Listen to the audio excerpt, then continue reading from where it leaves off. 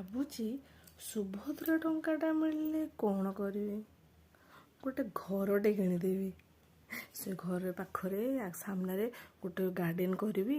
ଛାତ ଉପରେ ସବୁ ପନିପରିବା ସବୁ ଲଗେଇକି ଅର୍ଗାନିକ୍ ଫାର୍ମିଂ କରିକି ଚଳିବି। ନା ନା ନା ନା ନା ଭାବୁଛି ଗୋଟେ ଡାଇମଣ୍ଡର ନେକଲେସ୍ଟେ କିଣିଦେବି। ସେଟାକୁ ପିନ୍ଧିକି ବାହାଘର ସବୁ ରିଲେଟିଭ୍ ମାନଙ୍କୁ ଦେଖିବା ପାଇଁ ଯିବି।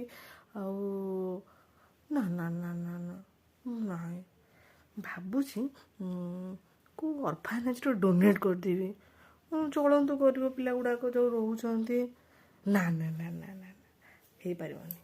ଫାଇନାଲ୍ ତ ଆଉ ଫାଇନାଲ୍ ଗୋଟେ ବେପାରଟେ କରିବି। ଷଣ୍ଢ ଗାଈ ଗୋରୁ ବେପାରଟେ କରିବି।